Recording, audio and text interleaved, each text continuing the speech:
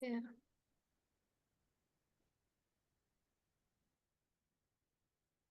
Yes, can I start? Okay, hello everyone. I'm Ananda. Today's topic, thank you for welcoming me into the session. Thank you, Reformer. Empowering every student is the topic that I have chosen. And under that, inclusion and differentiation is the major area that I would want to cover in today's session.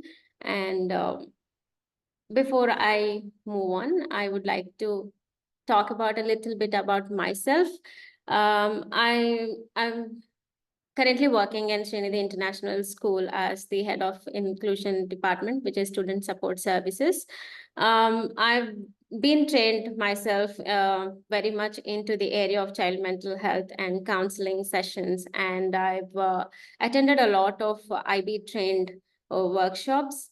And maybe category 3 covers mostly on inclusion. So I've covered all the workshops that the IB curriculum has been offering. And I also have a rich experience of training teachers in the area of inclusion, be it learning support assistants or the special education teachers in the department. I've been working with teachers and training also. And let's get into today's topic, the power of inclusion. So inclusion basically involves, it's people think that it is just having children with disabilities in the around in the schools and all that, but it's not just having students with disabilities.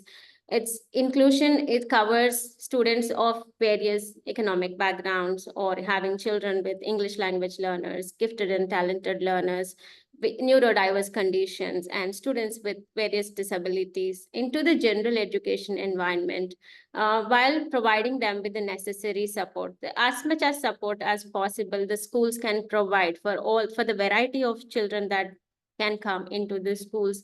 That is when an inclusion is actually in practice.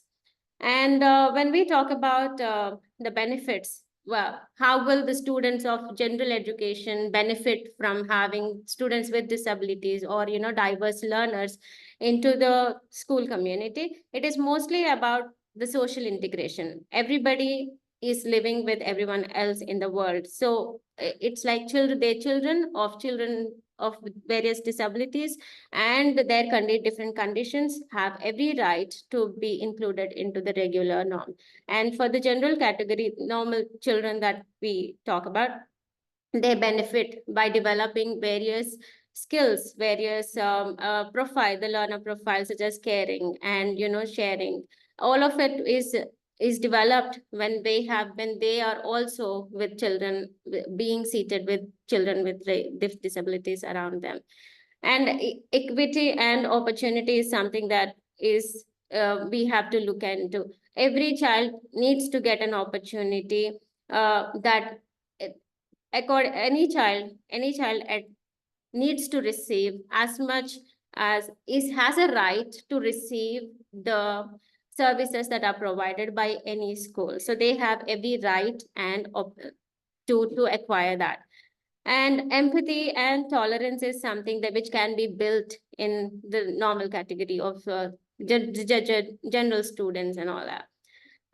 There also has been an increased achievement in the performance has been very well increased with the students when they are working with in the general category of in the general classrooms. When we have students with disabilities in the classrooms, the children are benefited with the support that is being provided by the peer group. That way there are quite a lot of benefits when we talk about inclusive education. Now, talking about the culture, an inclusive culture in a school has to be in such a way that everyone around should have a growth mindset. So the entire community in the school should have a growth mindset. That means, it's not like, with challenges that are there, we have to promote the growth mindset by giving sessions probably to the staff, to the children, to talk about, what is resilience, how can we bring about, when you cannot do something, but what is it that you can do next? These are something that we have to promote in the children, by inculcating the growth mindset into the entire community, and also using the inclusive, adapting to the inclusive language. It's not about children, somebody has an autism, someone is a slow learner. We should not use such kind of language into the regular school culture. It has to be, the students have to be, they are first to be identified themselves as their identity is through their name, and their, it's not about with the disability that they have. So it is the inclusive language involves encouraging their strengths, talking about their strengths, and it's more about the abilities that they have. And it is quite possible if we once start using such kind of inclusive language. And also we have to work on celebrating differences, for example, by having neurodiversity celebration week. Children, like, this is an example that can happen, that and it brought out a lot of difference in the school culture. We were able to have students understanding more about differences that are there among the children. We talked about children in different, into different levels of children, about how neurodiversity, what is neurodiversity, and then how can they excel in some areas, whereas some still struggle in such areas. By talking about neurodiversity, that is quite, it has to be celebrated. The differences that they have, the strengths that they have, should, the growth that they make in every area, if it is celebrated, then there is acceptance that is provided by everyone in the community. And coming to the topic of differentiation, which is very much important into the regular classrooms, the teachers have to adapt their teaching methods, their assessments, by understanding the students' needs, preferences, and interests. Keeping all of them in mind, there is a lot of difference that can be brought in by tailoring the instruction to the needs of children. And when it's quite common that people do talk about the content has to be the process, product, learning environment. These are the words that carry a lot of talking in it. The content, when we talk about the content that has to be learned by children, then there are students who cannot uh, reach up to the level of the grade level. Then what is it that the teacher can do in differentiation? How can they bring in that, bring in the content to the level of the student? And then how can they can take help from the parents. They have to keep in communication with them, and then they have to modify the content such that it is accessible by the students with learning issues. And the process, throughout the process, what is it that they can do in the learning process? What is it that the teachers can do to make sure that the child with diverse learning needs is accepted, is given that much of learning process? Then product, what is it that, how can they give? When I talk about in the next few slides about this thing, we can talk about what is it that we can change to make sure that the children are giving their assessments, or all of this can also be differentiated. The environment in which the children learn, it could be the environment that may be sometimes a barrier in children's learning. So how can we change the environment in order to have all of it, all of the differentiation to take place? There is a very beautiful framework that is brought in, that can be inculcated in every classrooms, which is the UDL thinking. It's the mindset, as we talked about the growth mindset. It is the UDL thinking that has to be brought into the teachers as facilitators. This is what they should be focusing on. Why? What do we want? What do we know about learners and context? So first is, for anything to be delivered, for a content to be learned by the student, the teacher needs to know the students. what do they know, how much do they know. So there has to be an evaluation that can be done, the assessment, the diagnostic, the pre-assessment that the teacher can do to know the current level of learning of their students. And what are we here to do? So next the teacher needs to question about themselves, like what are they here? Are they here to finish the content that is there with them, or is it that make sure that the children learn the content? So it is about the questioning that they make for themselves, and also identifying their potential barriers to learning. So now if a student is having barriers, for example, the student has a learning disability, then how will the student learn, access this content for a student with learning issues? So how is that possible? Then identify universal supports. That what is the support that is around them? What is it that they can take support from? Is it from the learning support educators around, or is it the special education people around, or the with using technology, or what is the support that they can provide? And using the UDL guidelines, which we can talk about later, in design learning. And then teach, evaluate, and revise. This is something which the cycle has to take place in students, in the teacher's thinking. Now, the very common major components of UDL is multiple means. The instruction that comes in the classroom has to be in their multiple means of representation. How well is the content being represented, being presented to the children for learning? When you have students of auditory learners, visual learners, kinesthetic learners in the classroom, how do you make sure that you are delivering, you are giving your content, presenting your content to reach out to different types of learners? How is that possible? Which can be, the teacher really needs to have that planning made. And the students can be allowed to express to what action they can take, how can they give their product. Is it that they want to present in a PowerPoint presentation, or it can be an oral talk about it, or it can be paper essay that they want to write about. So it can be, the students need to be given chance to make sure that they are giving their expressing their learning in various ways. And also the engagement, how are they engaged in the classroom? Multiple means of engagement is when we have to make sure that the children are engaged in the classroom. There has to be motivation, there has to be an engagement. The learning engagements that the teacher plans should be in such a way that the children really are engaged in the classroom with excitement, because when the topic is not interesting to them, the children will not be interested. So we have to make sure that there are times that the teachers face where they have to make sure that the children learn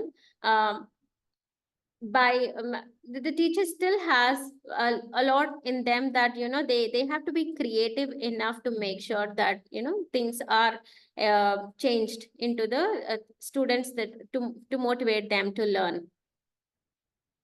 Now that can be possible with having a variety of grouping that can be done, flexible grouping, keeping maybe the level of content, the students that they learn the students can be grouped in such a way that all the children, there is a flexibility in their, in the way that they are grouped, in the way that they learn.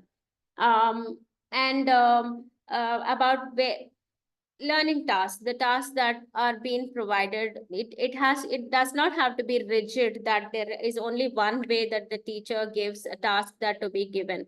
There can be a varied learning task for certain sets of groups of children. It can be the high performers, the low performers, all of them can be grouped together. There has to be a balance of how we group children.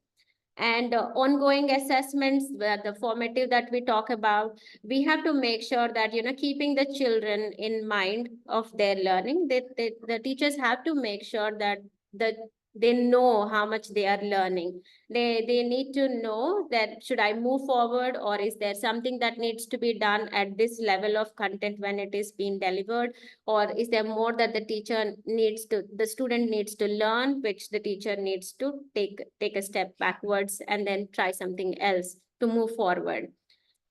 Differentiated instruction plays a major role in the child's learning in the classroom to be entirely engaged. It is not like the teacher's focus has to be with all kinds of learners. If the content is only delivered to the ones that can perform better, that is not that way it then there is no inclusion being followed. When there are many ways for teachers can to bring in a lot of change into the classroom, the allowing of technology, the assistive technology, the learning tools that can be used in classrooms. Example, see, adaptive learning platforms such as AI driven personalized learning tools like Teambox, Khan Academy, IXL, they all have levels of learning. I can give you an example by saying that a math class learning about fractions, but the child is not there yet to learn fractions. But if the teacher can use the platform IXL or Khan Academy, they can get of the same content that is being delivered in the grade 7 level, the content of grade 4 level, that there can be online tasks that child can learn, can be assigned, the teacher can assign those tasks to make sure that the child covers that level of learning, but they are engaged in the classroom at the same time while the rest of the children are doing their level of work. So it is all in the teacher's mindset. How can we incorporate? What is it? Technology plays a major role in, again, making sure that all the children in the class learn. The assistive devices, like I can say that we have been very successful in using the text to screen speech software and screen readers, audiobooks, and sensory aids for students with specific learning needs. The children were really happy. They were content. They themselves were very content when it came to when we have allowed the student to do the voice typing in Google Docs, and so that when the child is saying the answer is there, the child was really struggling when he had to express in writing, because of the issue that he had severe dyslexia. Child was unable to write spellings at all.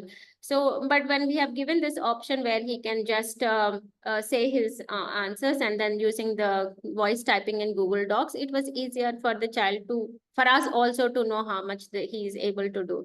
So this way, it will really help students with specific learning needs when we use these readers on, and there are so many Google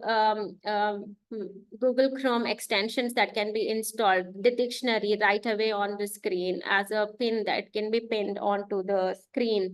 And whenever they do a research, they can just log into the reader, and then they can listen to so the work, they do not need assistance of an adult sitting with them. If the child knows how to use the technology, um, that can be a training that can be done for the student, so that the barriers for their learning are removed, and the child still accesses the content the same way as everyone else learns.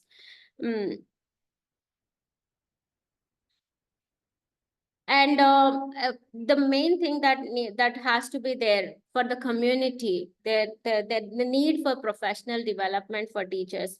There has to be an ongoing training for all the teachers. So in inclusion and differentiation, we are, like, I can give you an example from our school's perspective, that we make sure that the teachers are trained, or the sessions were conducted to them in terms of inclusion and differentiation, and the strategies that they can use in the classroom to control behavior of children, with the students having ADHD, and many other areas like ODD, oppositional defiant disorder, and all that. So children there are strategies that the teachers need to maintain instead of complaining about students and their the disruptions that are caused because of them in the regular classroom, there should be training sessions given to the regular teachers. It is quite normal that the regular teacher may not have these strategies, but it is the school's management has to put in that extra effort to make sure that all the teachers are trained in the areas of implementing inclusion strategies. The important people that we need to be supported are the parents again. So there have to be workshops that should be conducted by the for the parents, by the school community, bringing in the experts in the areas of expertise, and then making sure that the normal parenting, like in the early years, then in the primary years, different levels of workshops for different on different topics, adolescence, then what are the challenges that children of adolescence age will be going through, and how parenting can be tough, and what can they do to make sure that that the children behave the normal way, or making sure that the work gets done by the parents. So that should be again, these are the regular things that can be conducted by the schools. And as teachers need to collaborate with experts around. We have to make sure that we extend our learning with experts around the community, outside like platforms, like reach out to them and then see what can the learning. There has to be an exchange of learning, the best practices, what we go with, that sometimes that may not be working out well, but when there is collaboration with other experts in the same field, then there is we can make sure that the new learning happens, and then it benefits everybody.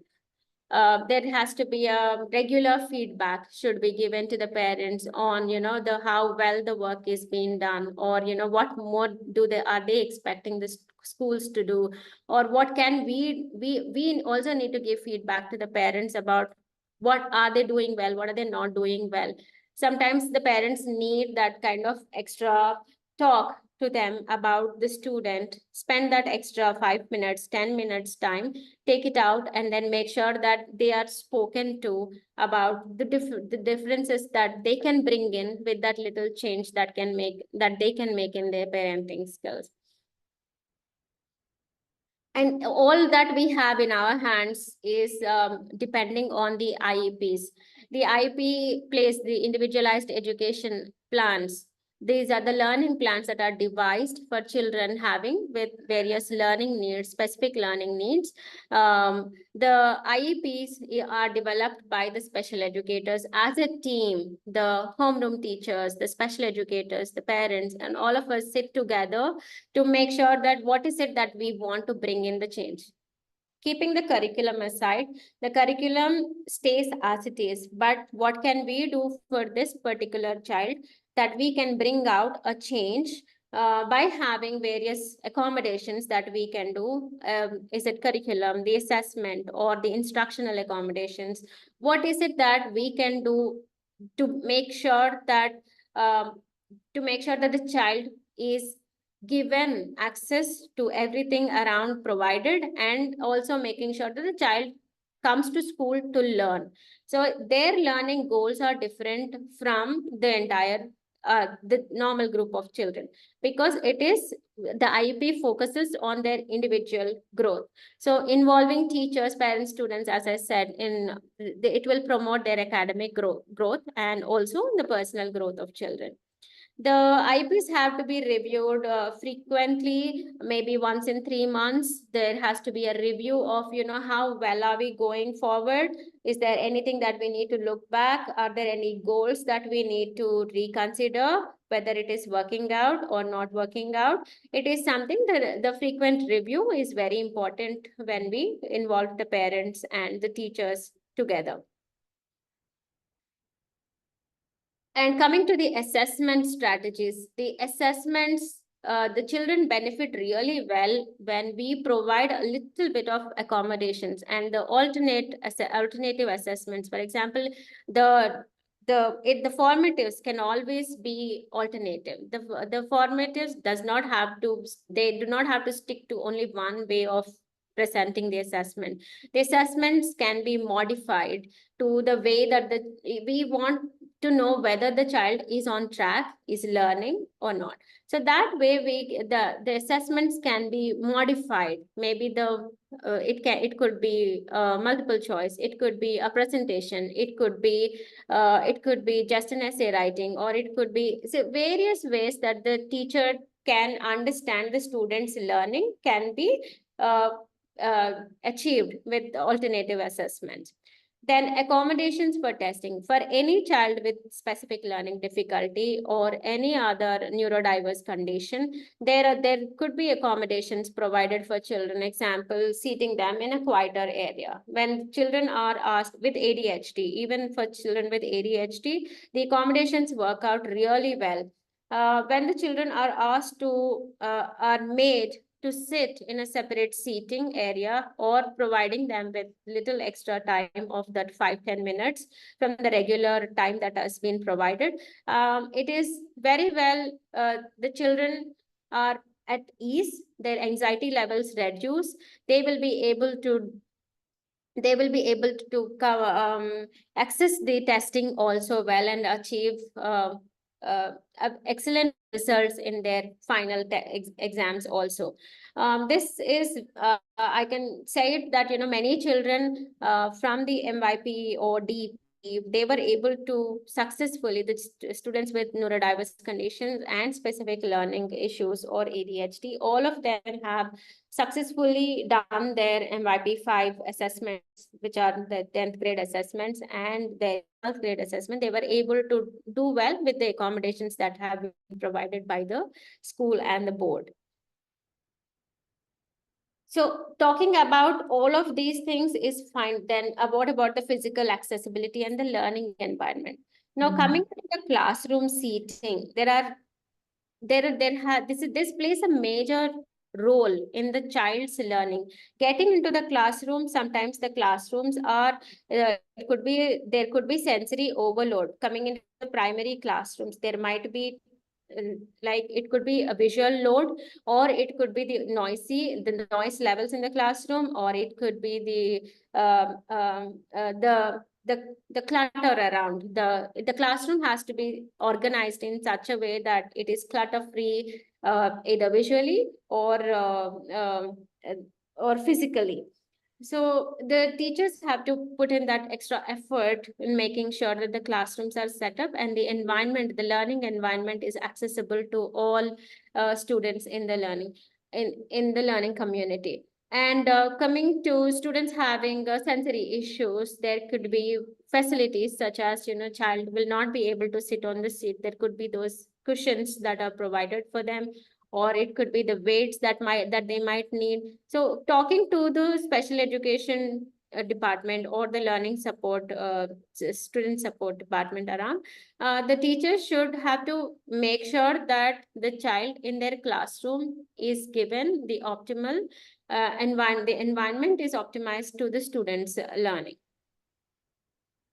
Miss Ananda, can you hear me, ma'am? Sorry to interrupt you. As we have reached the maximum 20 minutes. Yes, please. Okay. I think I'm just done with one last slide. Can I just complete the importance of social and emotional learning? Yeah, please. Thank you. Yeah.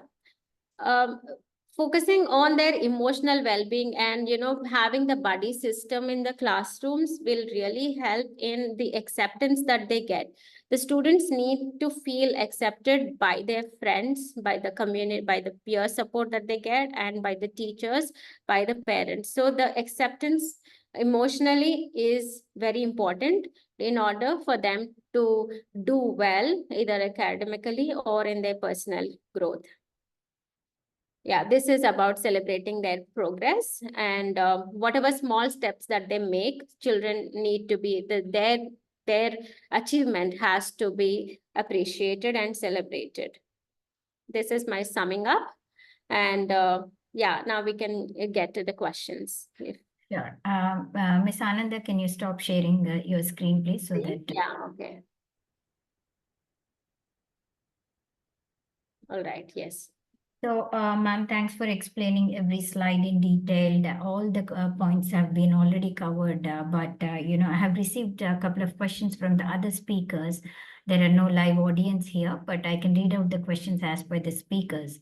So the first question is, ma'am, in your experience, what are some hidden barriers to inclusion that teachers might not notice even when trying their best? There are hidden barriers are yes, the hidden barrier is the first thing that in my experience that I have experienced is the acceptance from the parents mostly. It's a barrier to the child's learning. When the parent does not accept what we are trying to share, that child can benefit this way, he's struggling now, he's having so and so challenges, but if we can do these changes in this is what the child is going through, and then explaining it to them, but still they show the side where they say that there is no problem with my child and everything will be better in a year or two. But yeah, that is a major barrier that I come across in the dealing with parents and children also. Okay, so how do you solve the problem, ma'am? The solving the problem is by having regular meetings. So it didn't work out well, this meeting, and then the parent did not accept, but the growth has been the child's performance in the classroom is tracked. The data that we achieve, we keep a track by having a behavioral log, or the everyday performance, and then say that repeatedly the child is failing in so and so areas, but then with support we will be able to achieve this. So giving them an example of how successful we were in working with other children, and then comparing the growth, usually that makes the parents understand sometimes. Mhm. Okay, coming to the cultural sensitivity, ma'am, how Yeah. can educators ensure the inclusion practices are culturally sensitive and tailored to diverse student background, especially in the international schools? With diverse background, it gets easier in an international school because there are children are already coming from various areas, and so we are able to bring in that sensitivity towards cultural, because and also we hold many celebrations, many days of celebration, or we work on child mental health, neurodiversity, and then the literacy. So areas from different areas, how the cultural sensitivity is brought in with the celebration weeks that we have in the school. Mhm. So, coming to the inclusivity of the students, how can we empower the students themselves to take part in shaping an inclusive environment, especially those who may feel marginalized? See, for students, to empower them, it is to talk to them, to motivate them, to say that you can do better. It is to bring in the growth mindset, the resilience that they can inculcate. That our role is to motivate the children. It's to counsel them, to talk to them individually, to show them their strength. Sometimes the children also will not identify their own strengths, but we identify, even if it's the smallest area, we make sure that by talking to the parents to understand what are they good at, other than this, what is it that they're good at. So by understanding the child at home and in school, we make sure that we make it evident to the child that, see, you're capable of something, and this is the way that you can do, and we are here to help you, support you, and by any means that is possible, by giving the accommodations that we are doing, by giving the instructional practices that we do hold, we are able to bring in that change into the children. Great. So, coming to beyond the classroom, what role do families and communities play in fostering an inclusive atmosphere? And how can educators bridge the gap between classroom inclusion and home environments?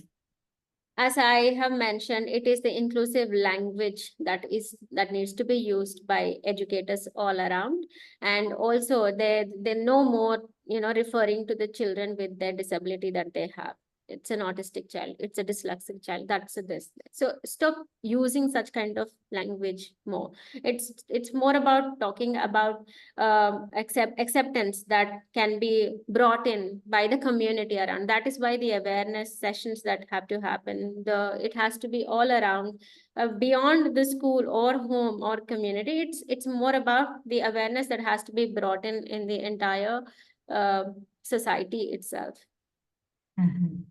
So coming to the school's assessment of the teachers, how can schools continuously evaluate the effectiveness of their inclusion strategies, ma'am? Yes, I can give you the practices. What we can do is the continuous check-in with the community, with the teachers, with the parents. Maybe we can send out forms to the teachers and school community saying that, where are we now? What more can we do now? What are we doing good at in terms of inclusion practices? What is it that we can do more? And what we also, schools also do have barriers in not meeting out. It could be the resources. What can we do to make sure that the resources are brought in to ensure that the inclusion is taking place in such a way? So the same way, there has to be a check-in done with the parents also on how well they feel welcomed, how well is it, what is it that they feel good about, or what is it that they are finding that maybe there is a growth, a possibility that it can be done. That can be brought in, checked in with by continuous sharing of forms, or evaluating the, yeah. Yeah, so not talking about the international schools or the big schools, I would say, or I would put it as, the schools in towns with the resource limited settings. Okay. How can educators still implement effective differentiation without overwhelming them?